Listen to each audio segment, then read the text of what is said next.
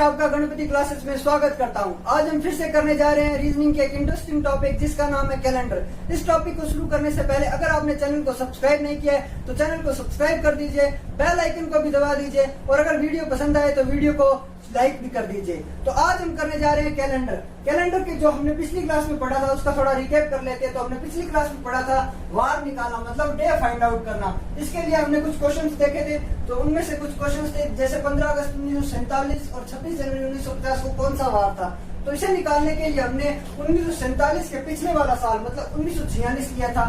उसके अंदर हमने 1900 जो हमारी 1900 है उसके अंदर कितने ऑड डेज होते हैं वो हमने निकाला था। तो उसे निकालने के लिए हमने 1900 को 400 से डिवाइड किया था। इसका रिमाइंडर बचा था, मतलब शेषफल 300 बचा था और हमें पता है 300 के अंदर एक ऑड डे होता है। तो 1900 के अंदर एक ऑड डे हुआ। उसके बाद हमने 46 के अंदर ऑड डेज निकाले थे। तो हमने 46 को वैसे का वैसे उतारा था और इसके अंदर 11 लीप ईयर होते हैं। 46 और 11 को ऐड कर दिया, ये होता है 57 और एक 1900 का ऑड ईयर, तो एक ये हो गया 58 को हमने डिवाइड किया था 7 से।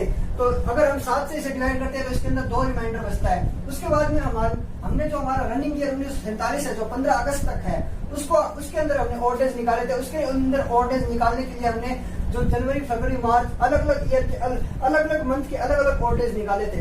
तो जनवरी के अंदर हमें पता 3 होते हैं। फरवरी जो ये 1947 एक नॉर्मल ईयर है, ऑर्डिनरी ईयर है, तो इसके अंदर 0 ऑड डेज होते हैं। उसी तरह मार्च में 3, अप्रैल में 2, मई में 3, जून में 2, जुलाई में 3 और अगस्त अभी कंप्लीट नहीं है, ये 15 तारीख तक ही है। तो हमने तारीख उतार ली, 15 तारीख उतार ली। इसके बाद में हमने इसे 7 से काट दिया, जैसे ये 7 हो गया, इसे काट दिया, ये 15, 3 और ये भी 7 से काट दिया। तो इसके अंदर जो बचा वो बचा 3। तो 2 और 3 होते हैं 5 और 5 को हमें पता है अगर हम 5 और डेज को अगर हम डेज के साथ में रिलेट करते हैं तो 5 को होता है फ्राइडे। उसी तरह हमने निकाला 26 जनवरी 1950 को। तो इसका भी हमने पिछले वाला साल 1949 लिया। इसके अंदर भी और डेज निकाला, एक होता है 49 और इसके अंदर 12 लीप ईयर होते हैं, 49, 50, एक ही होता है 62। इसको भी 7 से डिवाइड किया, 6 बचा इसके अंदर, 6 इसके अंदर शेषफल बचा। तो उसके बाद में हमने रनिंग ईयर किया 1950 जनवरी तक किया। तो जनवरी अभी कंप्लीट नहीं है, 26 तारीख की है, तो 26 तारीख इसे 7 से डिवाइड किया, 5 बचा इसके अंदर शेषफल, 6 और 5 को ऐड किया, 11 होता है, 11 को 7 से किया तो ये होता है 4 को हमें पता है थर्सडे होता है। तो उसके बाद में हमने देखा था लास्ट डे ऑफ सेंचुरी और फर्स्ट डे ऑफ सेंचुरी क्या होते हैं। तो इसे निकालने के लिए हमने देखा था कि 100 साल के अंदर कितने ऑड डेज होते हैं। 100 साल के अंदर 5 ऑड डेज होते हैं, 200 साल के अंदर 3 ऑड डेज होते हैं और 300 साल के अंदर 1 ऑड डे होता है और 400 साल के अंदर 0 ऑड डेज होते हैं। तो हमें पता है कि जैसे हमने इसको रिलेट भी किया था डेज के साथ में, तो हमें पता है अगर 5 है तो उसे फ्राइडे कहते हैं, 3 है तो वेडनेसडे होता है, 1 है तो मंडे होता है, 0 होता है संडे होता है। तो उसी तरह अगर 100 साल के अंदर 5 ऑड डेज हैं तो 100 साल की जो लास्ट डे होगा वो होगा फ्राइडे। उसी तरह अगर 200 साल के अंदर 3 ऑड डेज है तो उसका लास्ट डे होगा वेडनेसडे। उसी तरह अगर 300 साल के अंदर 1 ऑड डे है तो उसका लास्ट डे होगा मंडे। उसी तरह अगर 400 साल के अंदर 0 ऑड डेज है तो उसका लास्ट डे होगा संडे। इसी तरह हमने फर्स्ट डे निकाला था। तो फर्स्ट डे जैसे हमें पता है कि 100 साल का जो लास्ट डे है वो फ्राइडे है, तो उसका अगले वाला दिन मतलब सैटरडे वो होगा। इसी तरह हमने देखा था कि अगर 200 साल के अंदर 3 ऑड डे है उसका लास्ट डे वेडनेसडे है तो उसके अगले वाली जो शताब्दी आएगी उसका जो फर्स्ट डे वो थर्सडे होगा। उसी तरह अगले का ट्यूसडे होगा और उससे अगले का मंडे होगा। इसे हमने इससे रिलेट भी किया था। तो आज हम इसके कुछ आगे पढ़ेंगे और इसके कुछ आगे क्वेश्चंस करेंगे। अब हम इस टॉपिक को आगे कंटिन्यू करते हैं। तो आपको याद होगा हमने सेकंड क्लास में पढ़ा था कि कैलेंडर हर 400 साल के बाद में रिपीट होता है।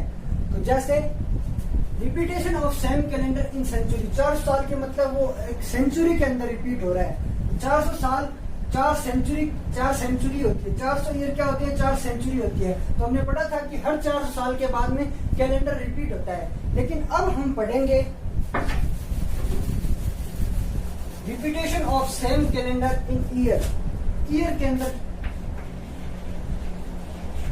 ईयर्स के अंदर कैलेंडर दोबारा रिपीट कब होता है। जैसे एक शताब्दी, सिर्फ एक शताब्दी के अंदर कैलेंडर रिपीट कब होगा। जैसे हमने ले लिया 1901 से 2000, ये एक शताब्दी है। तो इसके अंदर हमने जैसे पूछ लिया 1905 का जो कैलेंडर है वो फिर से रिपीट कब होगा। तो एक शताब्दी के अंदर फिर से यही कैलेंडर रिपीट होना वो अब हम सीखेंगे।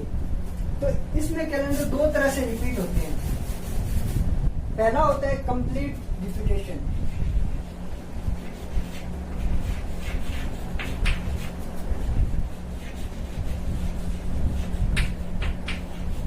कंप्लीट रिपीटेशन, इसके अंदर क्या होता है, इसके अंदर कैलेंडर 1 जनवरी से, मतलब 1 जनवरी से 31 दिसंबर तक पूरा का पूरा रिपीट हो जाता है। इसके अंदर 1 जनवरी से 31 दिसंबर का पूरा कैलेंडर रिपीट हो जाता है। और ये होता है एक ऑर्डिनरी, मतलब एक नॉर्मल ईयर, मतलब एक सामान्य वर्ष से सामान्य वर्ष के अंदर रिपीट होता है, या फिर एक लीप ईयर से एक लीप ईयर के अंदर रिपीट होता है। और एक होता है पार्शियली रिपीटेशन।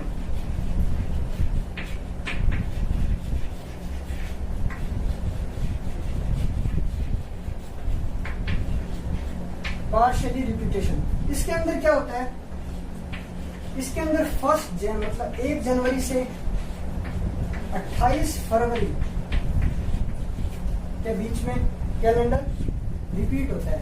1 जनवरी से 28 फरवरी के अंदर के बीच में कैलेंडर रिपीट होता है। ये कैलेंडर रिपीट होता है एक सामान्य वर्ष से एक लीप वर्ष के अंदर, और एक लीप वर्ष से एक सामान्य वर्ष के अंदर। तो ये जो कैलेंडर रिपीट होता है ये सिर्फ 1 जनवरी से 28 फरवरी के बीच में होता है। ये ऐसे क्यों होता है, तो आपको पता है कि एक नॉर्मल ईयर के अंदर केवल 28 दिन होते हैं, और एक लीप ईयर के अंदर 29 की फरवरी होती है। मतलब एक नॉर्मल ईयर के अंदर फरवरी 28 की होती है, और एक लीप ईयर के अंदर फरवरी 29 की होती है। तो ये एक जो नॉर्मल ईयर का कैलेंडर है वो लीप ईयर में कभी भी रिपीट नहीं हो सकता, और जो लीप ईयर का कैलेंडर है वो नॉर्मल ईयर में रिपीट नहीं हो सकता। तो ये सिर्फ 1 जनवरी से 28 फरवरी के बीच में रिपीट हो सकते हैं, इसलिए इसे कहते हैं पार्शियली रिपीटेशन। जबकि जो कंप्लीट रिपीटेशन है उसके अंदर पूरा कैलेंडर 1 जनवरी से 31 दिसंबर तक पूरा का पूरा रिपीट हो जाता है। वो हो सकता है नॉर्मल ईयर मतलब सामान्य वर्ष से सामान्य वर्ष में, और लीप वर्ष से लीप वर्ष में। अब हम इसे एक क्वेश्चन से समझते हैं।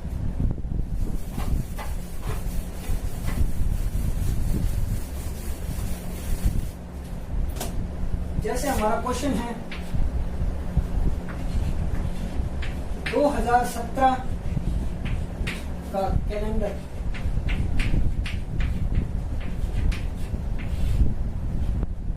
दोबारा कब रिपीट होगा।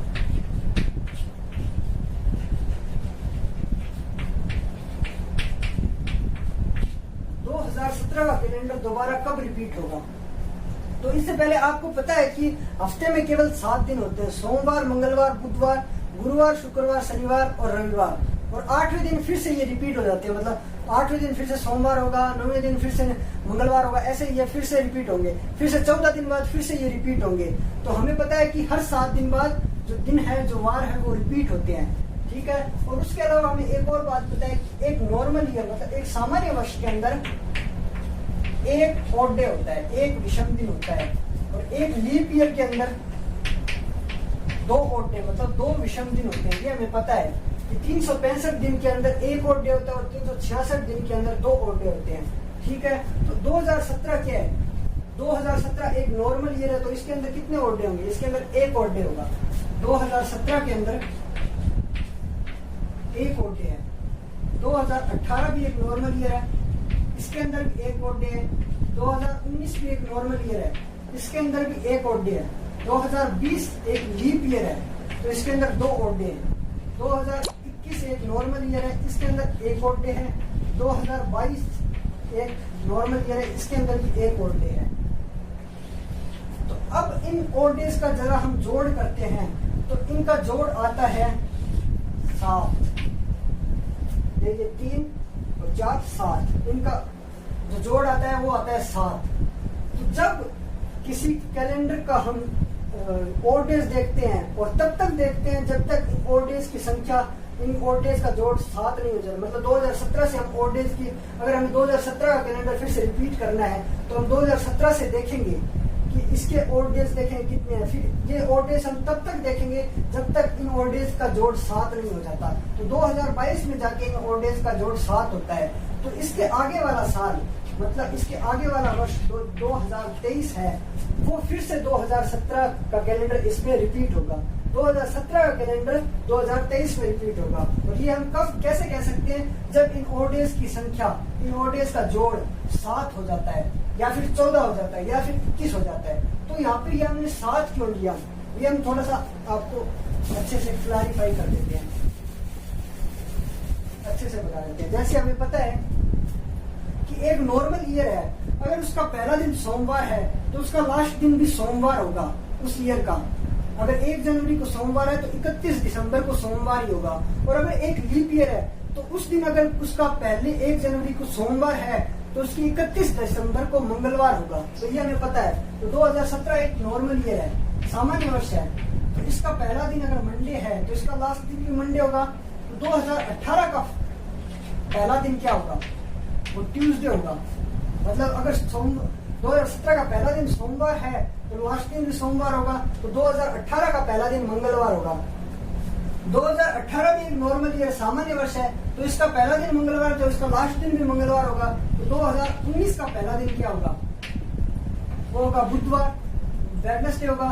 2019 भी सामान्य वर्ष है तो इसका लास्ट डे भी बुधवार होगा।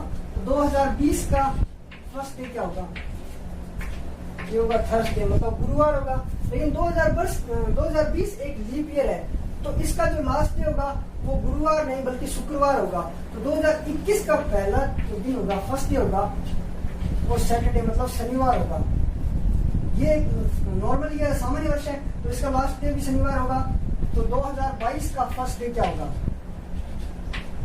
2022 का फर्स्ट डे संडे होगा।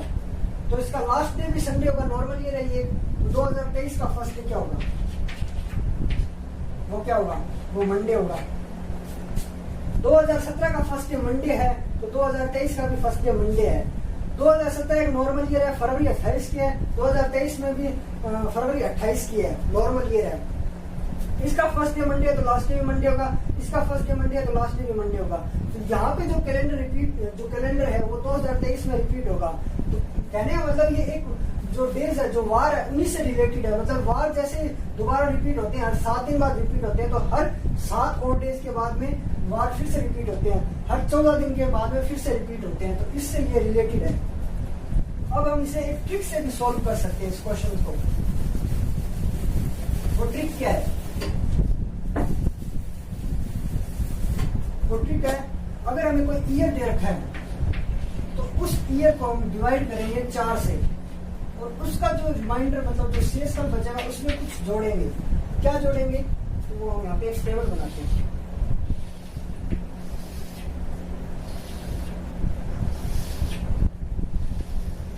जैसे हम किसी को डिवाइड करते हैं 4 से, ठीक है, 4 से हम इसे डिवाइड करते हैं और इसका शेषफल जो बचता है उसमें कुछ जोड़ते हैं। जोड़ना है कुछ, क्या जोड़ना है वो देखिए। अब हमें पता है 4 का ज्यादा से ज्यादा शेषफल क्या आ सकता है, 1 आ सकता है, 2 भी आ सकता है, 3 भी आ सकता है और 0 आ सकता है। इस 3 से ज्यादा शेषफल नहीं आ सकता और 0 से कम शेषफल नहीं आ सकता। तो अगर हम किसी ईयर को 4 से डिवाइड करते हैं और उसका 1 शेषफल आता है तो उस ईयर के अंदर हम 6 ऐड कर देंगे।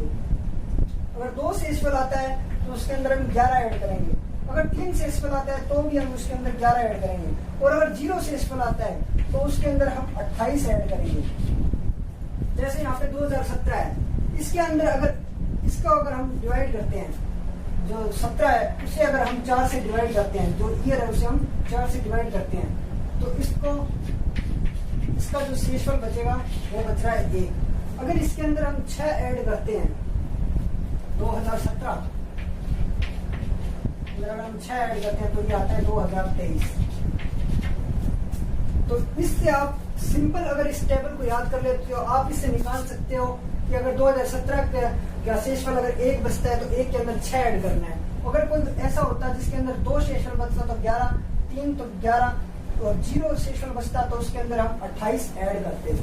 अब हम एक और क्वेश्चन करते हैं।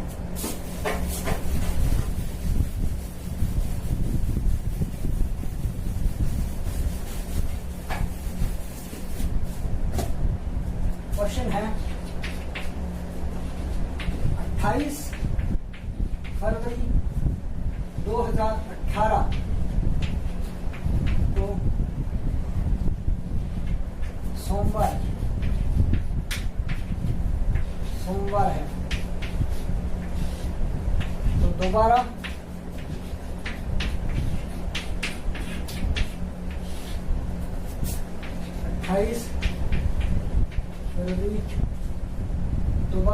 28 फरवरी को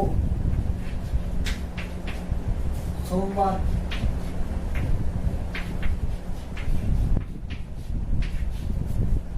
किस वर्ष में होगा?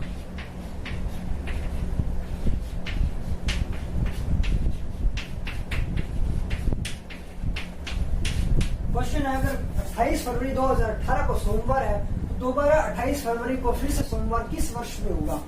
किस वर्ष में होगा ये हमें निकालना है। तो 2018 है, 18 को डिवाइड करेंगे, किससे करेंगे? 4 से। अगले भी हमने पढ़ा है, ईयर को हम 4 से डिवाइड करेंगे और इसका जो शेषफल बच के आएगा,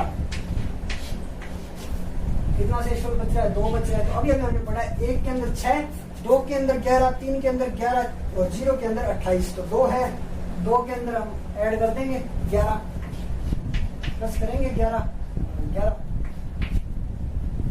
तो हमने किया 2018, उसके अंदर प्लस किया 11, ये आ गया 2029 आ गया। सही है। आपको क्वेश्चन जब वो देता है, लेकिन जब आपको क्वेश्चन देता है तो वो आपको ऑप्शन देता है, ठीक है। वो आपको ऑप्शन दे देता है। ए ऑप्शन 2014, बी ऑप्शन दे दिया 2029, सी ऑप्शन दे दिया 2015 और डी ऑप्शन दे दिया 2016। ठीक है। अब वो जब आपको ऐसे ऑप्शन दे देता है, ठीक है, उसने आपको ऐसे ऑप्शन दे दिया, तो हमने आपको बताया था कि एक रिपीट होता है, पूरा का पूरा साल रिपीट होता है 1 जनवरी से 31 दिसंबर तक। एक रिपीट होता है 1 जनवरी से 28 फरवरी तक। 1 जनवरी से 28 फरवरी तक एक कैलेंडर रिपीट होता है। तो उसने पूछा है कि सबसे पहले वो कब रिपीट होगा, मतलब वो पार्शियली रिपीट भी हो सकता है। अगर वो 28 फरवरी तक है तो वो कैलेंडर पार्शियली रिपीट भी हो सकता है। तो इसको हम निकालेंगे। 2018 के अंदर एक और डे है, 2019 के अंदर एक और डे है, ये हमने निकाला था और डे। नॉर्मल ईयर है। 2020 के अंदर 2 और डे होंगे, टोटल हो गया अभी तक 4। 2021 के अंदर एक और डे है, 2022 के अंदर एक और डे है, 2023 के अंदर एक और डे है। ठीक है। 1 2 3 4 5 6 7, इसका टोटल हो गया 7। 24 का। ठीक है। अब जो इसका आगे वाला साल आएगा वो आएगा 2024। तो अगर हमें ऑप्शन में पहले इस तरह देखना है और अगर ऑप्शन में हमें 2024 दे रखा है तो हम इसे ही टिक करेंगे, और अगर 2024 नहीं दे रखा, 2029 ही दे रखा है सीधा, और 28 फरवरी 1 जनवरी से 28 फरवरी के बीच में डेट दी हुई है, और अगर हमें वो जो निकालना है, इस तरह से निकालने पे ये जो आंसर आ रहा है वो उस ऑप्शंस में नहीं दे रखा, तो हम वो टिक लगाएंगे और उसके अंदर जो आंसर आ रहा है वो आंसर टिक करेंगे। लेकिन अगर हमें ऐसे करने पे जो हमारा आंसर आ रहा है, जो ओड डेज निकालने पे जो आंसर आ रहा है, अगर वो दे रखा है 28 फरवरी तक, 1 जनवरी से 28 फरवरी तक, तो हम उसे टिक करेंगे। मतलब पार्शियली कैलेंडर रिपीटेशन अगर हम देखते हैं 1 जनवरी से 28 फरवरी के बीच में अगर वो हो रहा है तो उससे पहले हम ओड डेज निकाल के देखेंगे। उसके बाद में हम अगर उसके अंदर ओड डेज का ऑप्शन नहीं आ रहा है तो फिर हम उसे ट्रिक से, जो हमारे ट्रिक से जो आंसर आता है उस आंसर को करेक्ट करेंगे। ठीक है। अब एक क्वेश्चन ये भी पूछा जाता है कि अगर 29 फरवरी है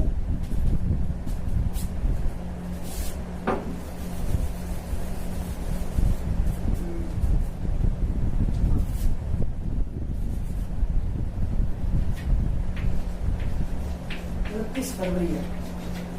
तो आपको पता है 29 फरवरी है, तो 29 फरवरी नॉर्मल ईयर में, सामान्य वर्ष में तो आ नहीं सकती, लीप वर्ष में आएगी। तो लीप वर्ष जैसे 2020 में आ रही है। तो आपसे पूछ लिया कि 2020 में 29 फरवरी है और उसको सोमवार है, तो दोबारा 29 फरवरी को सोमवार किस वर्ष में होगा, ये आपसे पूछ लिया। तो आप इसको नॉर्मली क्या करोगे, तो आपको पता है कि हमें पता है कि 1 जनवरी से 28 फरवरी के बीच में पार्शियली रिपीटेशन होता है, लेकिन ये 29 फरवरी आ गई, तो इसको हम टिक से कर सकते हैं। तो टिक से करने के लिए 2020 है, तो 20 को हम डिवाइड करेंगे 4 से, 5, 0 बच रहा है यहाँ पे, और शेषफल हमारा 0 बच रहा है। तो हमें पता है 0 के अंदर हम ऐड करते हैं 28 ऐड करते हैं। तो अगर हम इसके अंदर 28 ऐड करते हैं तो ये होता है 2048। तो इसका नॉर्मल आंसर आ जाएगा 2048। अगर 29 फरवरी है, 28 फरवरी अगर यहाँ पे हो जाता तो हम पार्शियली रिपीटेशन कर देते 1 जनवरी से 28 फरवरी के बीच में, लेकिन 29 फरवरी है तो हम इसका ट्रिक से भी इसको सोल्व करेंगे। तो हम इसे ट्रिक से ही सोल्व करेंगे। अब अगर आपसे पूछ लिया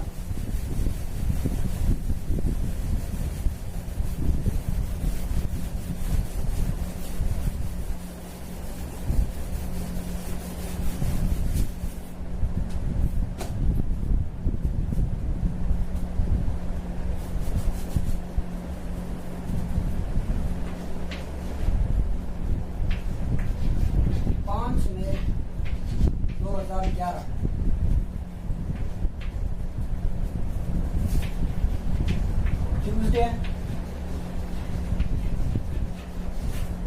दोबारा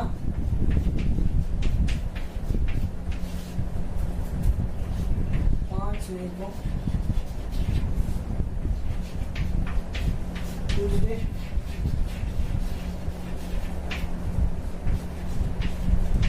कब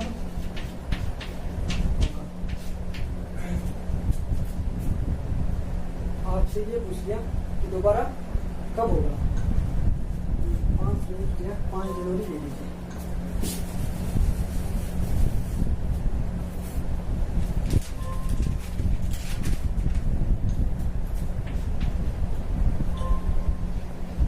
अब 5 जनवरी 2011 को अगर ट्यूसडे मंगलवार है, तो दोबारा 5 मई को